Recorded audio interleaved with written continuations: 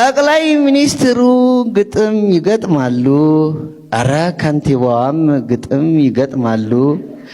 ችግሩ ምንድነው ቢገጥም በኃይሉ ብለው አከሉ። መቶ ብር ምንም የማይገዛብሽ ሀገር ወዴት ልበልልሽ ብርር ብርር የቸገረ ነገር ምን አለ መተሳሰብ ቢኖር። አሁን እንዲህ ሳነብ 100 ብር አንተ 100 ብር ስም ብቻ ሆንክ እኮ እንደ ሰላም ሚኒስቴር።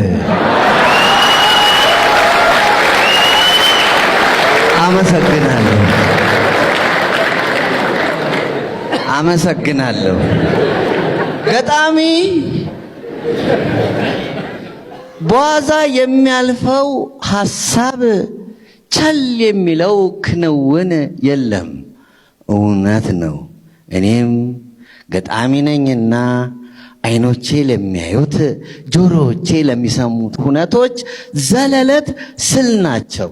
ለአብነት እነሆ አንድ የታክሲ ረዳት የሞላ አንድ ሰው እድለኛ እያለ ሲጮህ ሰማው። ድንቄም እድለኛ አልሁና የምትከተለዋን ግጥም ጻፉ። የሞላ አንድ ሰው እድለኛ ይላል ያበረኛ ወሬኛ። የሞላ ታክሲ ውስጥ ምን ይሰራል እድለኛ? ነገረኛ። አንቺ ኢትዮጵያ ላይ በሚያርፈው ገጀራ እነሱ ይበላሉ የማያልቅ እንጀራ። ከየት በቀለ ይሆን ይሄ ሁሉ አውራ? ይቅርታ አውራ ያልሁት እንዲገጥምልኝ ሽቼ እንጂ የፈለኩት አውሬ ለማለት ነው። ስነ ግጥም ሙያ አይደለም እጣ ፈንታ እንጂ እንዲል ፈረንጅ። ከልጅነቴ ጀምሮ አብሮኝ ያደገ ጥበብ ነው ግጥም። አንተ ሀያሲ ስለምን ትሆናለህ ከይሲ?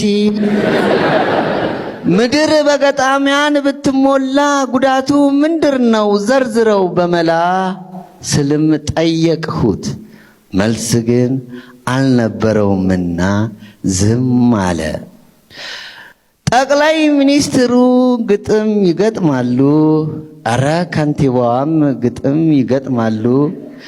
ችግሩ ምንድነው ቢገጥም በኃይሉ ብለው አከሉ። አመሰግናለሁ።